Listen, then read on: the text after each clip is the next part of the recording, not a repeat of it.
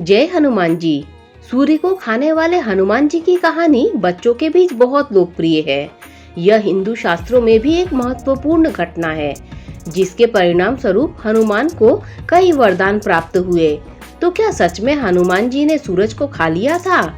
नहीं, हनुमान जी ने केवल सूर्य को खाने का प्रयास किया था। हनुमान बहुत नटखट बालक थे। हनुमान जी अपनी शरारतों के साथ साथ बहुत ज्यादा खाने वाले भी थे। एक दिन जब वे 1 वर्ष के थे, अंजना उनकी माता उन्हें नदी के किनारे ले गई और जब वो नहा रही थी तो उसे किनारे पर खेलने की अनुमति दे दी। हनुमान ने कई शरारतें की और फिर नदी के किनारे के पेड़ों पर चढ़ गए और सारे फल खा लिए, लेकिन फलों से उनकी भूख नहीं मिटती थी। एक सुबह हनुमान बहुत भूखे उठे। वह खाना चाहते थे। उनकी माँ बाहर गई हुई थी। हनुमान ने कुछ फलों की तलाश की, लेकिन उन्हें कोई फल नहीं मिला। तभी उन्होंने सूरज को उगते हुए देखा। सुबह का सूरज लाल नजर आ रहा था। वह फल कितना रसदार लग रहा है, हनु ने सोचा।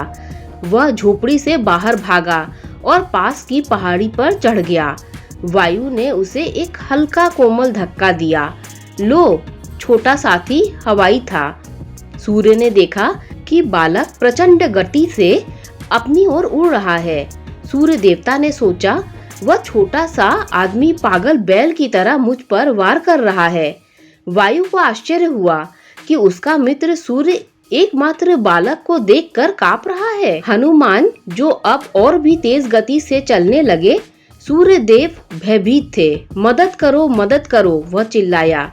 कुछ ही देर में देवताओं के राजा इंद्र हाथी पर सवार होकर प्रकट हुए। यह कोई साधारण हाथी नहीं था। ऐरावत का रंग सफेद था और उसके 4 दांत थे। नन्हे हनुमान को इंद्र का हाथी एक खिलौना लगता था। वह भूल गया कि वह भूखा है और हाथी के पीछे चला गया। चले जाओ दुष्ट, चले जाओ, इंद्र चिल्लाया। इंद्र की चेतावनी को अनसुना करते हुए हनुमान हाथी को उसकी सूंड से पकड़ने के लिए आगे बढ़े। इंद्र ने अपने शक्तिशाली अस्त्र वज्र से हनुमान को दूर ढकेल दिया। हनुमान ने वार को अपने मुख पर ले लिया। जैसे ही उसका चेहरा फूलने लगा, वह चौंक गया। गिरते हुए बालक को देखकर वायु घबरा गया। वह उसे अपनी बाहों में समेटने के लिए तेजी से आगे बढ़ा। वायु उसे लेकर तेजी से एक गुफा के अंदर चला गया। जिस क्षण वायु ने स्वयं को गुफा में बंद कर लिया, हवा का बहना बंद हो गया। सांस लेने के लिए आदमी और जानवर तड़प गए। इंद्र चिंतित थे, क्योंकि वह जानते थे कि जीवित प्राणी हवा के बिना लंबे समय तक जीवित नहीं रह सकते।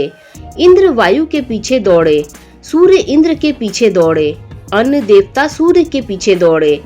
इंद्र के नेतृत्व में सभी देवताओं ने गुफा के बाहर इकट्ठा होकर वायु से बाहर आने की अपील की। तुम्हारा एक ऐसा अद्भुत पुत्र है, वायु इंद्र ने कहा। क्या लड़का है, क्या ताकत है, और वह निडर भी है, सूर्य ने कहा। इंद्र ने कहा, जब वह बड़ा होगा तो हनुमान महान उपलब्धि हासिल करेंगे।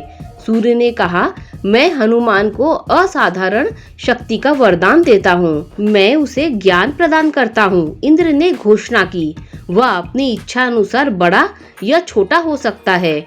वह किसी भी रूप को धारण कर सकता है।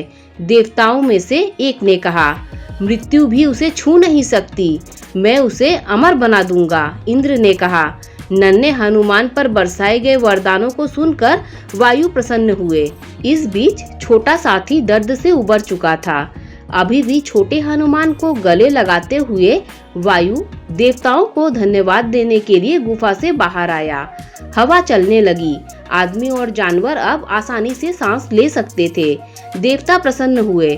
उन्होंने हनुमान को आशीर्वाद दिया और अपने घरों को लौट गए। तभी हनुमान को अपनी माता अंजना की पुकार सुनाई दी। हनु, तुम कहाँ चले गए हो हनु? वायु द्वारा हनुमान तुरंत घर चले गए। जब हनुमान घर पहुँचे और अपनी माँ को गले लगाया तो वायु मुस्कुराए। दोस्तों, अगर हनुमान जी की ये कथा अच्छी लगी हो तो लाइक, शेयर, सब्सक्राइब कीजिए। Thanks for watching this video.